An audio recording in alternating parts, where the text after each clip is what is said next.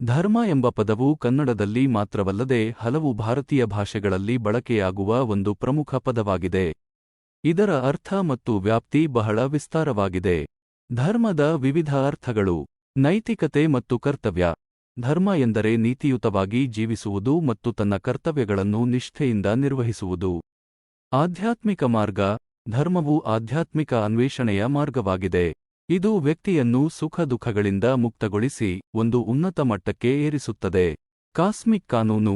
ಧರ್ಮವು ಬ್ರಹ್ಮಾಂಡವನ್ನು ನಿಯಂತ್ರಿಸುವ ಸ್ವಾಭಾವಿಕ ನಿಯಮವಾಗಿದೆ.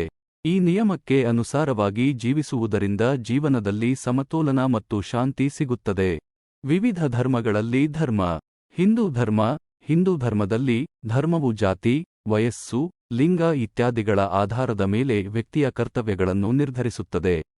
ಇದು ಸಮಾಜದ ಸ್ಥಿರತೆ ಮತ್ತು ಏಕತೆಗೆ ಬಹಳ ಮುಖ್ಯ. ಬೌದ್ಧ ಧರ್ಮ. ಬೌದ್ಧ ಧರ್ಮದಲ್ಲಿ ಧರ್ಮವು ಬುದ್ಧನ ಬೋಧನೆಗಳನ್ನು ಸೂಚಿಸುತ್ತದೆ. ಇದು ಜೀವನದ ಸತ್ಯ ಮತ್ತು ದುಃಖದ ಕಾರಣಗಳನ್ನು ವಿವರಿಸುತ್ತದೆ. ಜೈನ ಧರ್ಮ. ಜೈನ ಧರ್ಮದಲ್ಲಿ ಧರ್ಮವು ಅಹಿಂಸೆ, ಸತ್ಯ, ಅಸ್ತೇಯ, ಬ್ರಹ್ಮಚರ್ಯ ಇತ್ಯಾದಿ ಪಂಚಮಹಾವ್ರತಗಳನ್ನು ಪಾಲಿಸುವುದನ್ನು ಸೂಚಿಸುತ್ತದೆ. ಸಿಖ್ ಧರ್ಮ. ಸಿಖ್ ಧರ್ಮದಲ್ಲಿ ಧರ್ಮವು ಗುರುಗಳ ಬೋಧನೆಗಳನ್ನು ಅನುಸರಿಸುವುದನ್ನು ಸೂಚಿಸುತ್ತದೆ. ಇದರಲ್ಲಿ ಎಲ್ಲರಿಗೂ ಸೇವೆ ಮಾಡುವುದು ಮತ್ತು ಸತ್ಯವನ್ನು ಪಾಲಿಸುವುದು ಸೇರಿದೆ.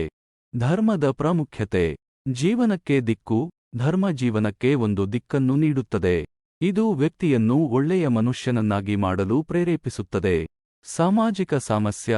ಧರ್ಮ ಸಮಾಜದಲ್ಲಿ ಶಾಂತಿ ಮತ್ತು ಏಕತೆಯನ್ನು ಕಾಪಾಡಲು ಸಹಾಯ ಮಾಡುತ್ತದೆ. ಆಧ್ಯಾತ್ಮಿಕ ಬೆಳವಣಿಗೆ. ಧರ್ಮ ವ್ಯಕ್ತಿಯ ಆಧ್ಯಾತ್ಮಿಕ ಬೆಳವಣಿಗೆಗೆ ಸಹಾಯ ಮಾಡುತ್ತದೆ. ತೀರ್ಮಾನ. ಧರ್ಮ ಎಂಬ ಪದವು ಬಹಳ ವಿಸ್ತಾರವಾದ ಅರ್ಥವನ್ನು ಹೊಂದಿದೆ. ಇದು ವ್ಯಕ್ತಿಯ ಜೀವನದ ಎಲ್ಲಾ ಅಂಶಗಳನ್ನು ಪ್ರಭಾವಿಸುತ್ತದೆ. ಧರ್ಮವನ್ನು ಪಾಲಿಸುವುದರಿಂದ ವ್ಯಕ್ತಿಯು ಸಂತೋಷ ಮತ್ತು ಪೂರ್ಣ ಜೀವನವನ್ನು ನಡೆಸಬಹುದು. ನೀವು ಧರ್ಮದ ಬಗ್ಗೆ ಇನ್ನಷ್ಟು ತಿಳಿದುಕೊಳ್ಳಲು ಬಯಸಿದರೆ ನೀವು ಈ ಕೆಳಗಿನ ಪ್ರಶ್ನೆಗಳನ್ನು ಕೇಳಬಹುದು. ವಿವಿಧ ಧರ್ಮಗಳಲ್ಲಿ ಧರ್ಮದಲ್ಲಿನ ವ್ಯತ್ಯಾಸಗಳು ಯಾವುವು? ಧರ್ಮ ಮತ್ತು ಆಧುನಿಕ ಜೀವನದ ನಡುವಿನ ಸಂಬಂಧವೇನು? ಧರ್ಮ ಮತ್ತು ನೈತಿಕತೆಯ ನಡುವಿನ ಸಂಬಂಧವೇನು? ನೀವು ನಿಮ್ಮ ಆಯ್ಕೆಯ ಪ್ರಕಾರ ಯಾವುದೇ ಪ್ರಶ್ನೆಯನ್ನು ಕೇಳಬಹುದು. ಕೆಲವು ಹೆಚ್ಚುವರಿ ಕೀವರ್ಡ್ಗಳು: ಧರ್ಮ, ನೈತಿಕತೆ, ಕರ್ತವ್ಯ, ಆಧ್ಯಾತ್ಮಿಕತೆ, ಹಿಂದೂ ಧರ್ಮ, ಬೌದ್ಧ ಧರ್ಮ, ಜೈನ ಧರ್ಮ, ಸಿಖ್ ಧರ್ಮ.